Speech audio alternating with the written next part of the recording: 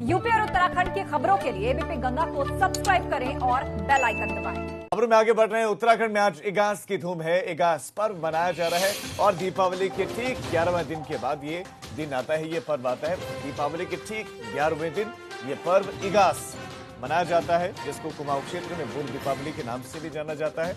कई मंत्री इस बार इगास को मनाने के लिए अपने पैतृक गांव में पहुंचे हैं, पहाड़ों में पहुंचे हैं। राज्य मंत्री रेखा आर्य, शिक्षा मंत्री अरविंद पांडे अपने पैतृक गांव में इगास मनाएंगे। पहाड़ी कनेक्ट और एबीपी गंगा के साथ भी आप दीपावली मना सकते हैं। जी हां, इस बार का इगास खास होने वाला है क्योंकि एबीपी गंगा के साथ आप पहाड़ी कनेक्ट के साथ इगास मना सकते हैं। नगर निगम परिसर देहरादून में शाम 5:30 बजे इगास कार्यक्रम। हमारे साथ हमारे संवाददाता रवि कैंतुरा जुड़े हुए हैं देहरादून से। रवि, 5:30 बजे आज क्या तैयारियां वहां पर, किस तरह से इगास मनाया जाने वाला है और लोग कैसे आ सकते हैं, जुड़ सकते हैं, बताइए आप दर्शकों।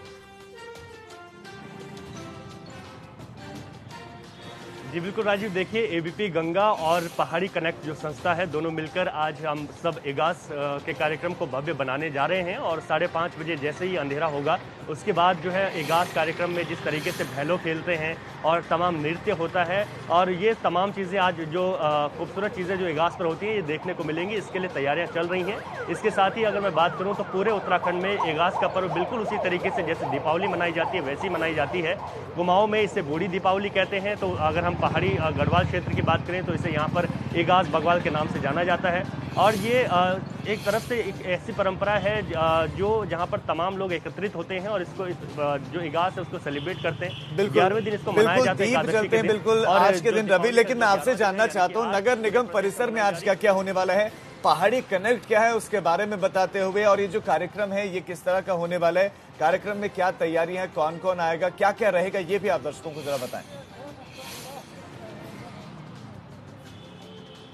जी राजीव, पहाड़ी कनेक्ट एक संस्था है जो कि लगातार पहाड़ की संस्कृति और विरासत के लिए काम कर रही है और यही हमारी जो मुहिम है एबीपी गंगा उनके साथ जो है मिलकर आज देहरादून नगर निगम के प्रांगण में इगास के कार्यक्रम को मना रहा है। और इसमें एक खास बात ये रहेगी कि सांसद अनिल बलूनी इस पर जुड़ेंगे और ये वर्चुअल माध्यम से जुड़ेंगे और उसके साथ ही जो वहाँ पर तमाम जो स्थानीय विधायक हैं उनको भी वहाँ पर इन्वाइट किया है। इसके साथ ही मेयर वहाँ पर रहेंगे, पूर्व मेयर वहाँ पर रहेंगे और तमाम जो और लोग हैं संस्था से जुड़े हुए वो तमाम लोग वहाँ पर रहेंगे।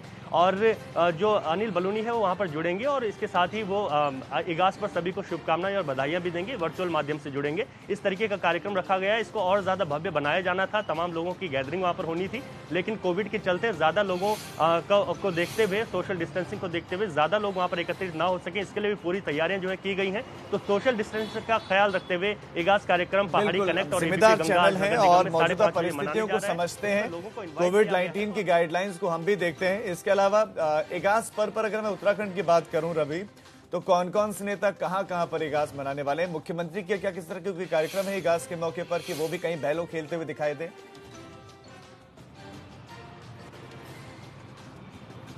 जी देखिए, अभी तक का जो कार्यक्रम है अगर मैं बात करूं तो राज्य मंत्री रेखा आर्य अपने पैतृक गांव में आज जा रही हैं, वहां पर वो इगास कार्यक्रम बनाएंगी। वहां पर भी तमाम आज एक भव्य कार्यक्रम रखा गया है। इसके साथ ही शिक्षा मंत्री अरविंद पांडे भी अपने ही पैतृक गांव में आज इगास कार्यक्रम में शामिल होंगे। सांसद अजय भट्ट नैनीताल में अपने पैतृक गाँव में जाएंगे जहाँ पर वो इगास कार्यक्रम को मनाएंगे। एक तरीके की मुहिम है कि जो हमारी संस्कृति है, हमारी विरासत है, इसको संजोए रखने के लिए खास तौर पर अगर हम गाँव में जाकर आगे बढ़ाने की आवश्यकता है भी। लेकिन रवि, मैं आपसे जानना चाहता हूँ, पिछले साल हमने देखा कि इस तरह की एक मुहिम चलाई राज्यसभा सांसद अनिल बलूनी ने, हालांकि वो अस्वस्थ हो गए थे लेकिन उनकी मुहिम पर किसी तरह का कोई असर नहीं पड़ा, मुहिम बढ़ती चली गई। इस बार उस मुहिम का कितना असर और वो मुहिम कैसे आगे बढ़ रही है?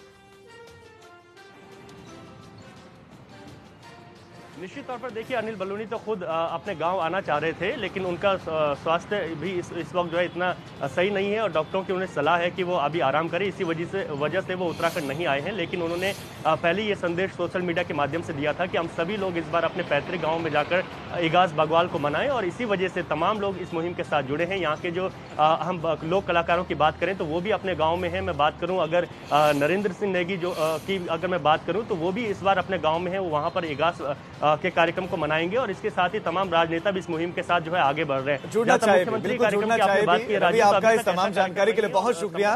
तो आज इगास के रंग देखने को मिलेंगे और शाम जैसे ही होगी उसके बाद भैला या भैलो अलग अलग हिस्सों में अलग अलग तरह से इसको उच्चारित किया जाता है। आज खेलेंगे गणरत्न नरेंद्र सिंह नेगी अपने पैतृक गांव में। कई बड़े राजनेता भी अपने अपने गांव में पहुंचे हुए हैं। सांसद अनिल बलूनी भी पहुंचना चाहते थे, लेकिन चूंकि अस्वस्थ हैं, वो एक बीमारी से जूझ रहे थे, उससे भी पार उन्होंने पाया है और एक संक्रमण का काल है, तो ऐसे में वो तो नहीं आ रहे हैं, लेकिन उनकी मुहिम आगे बढ़ रही है। रवि, आपका इस तमाम जानकारी के लिए बहुत शुक्रिया।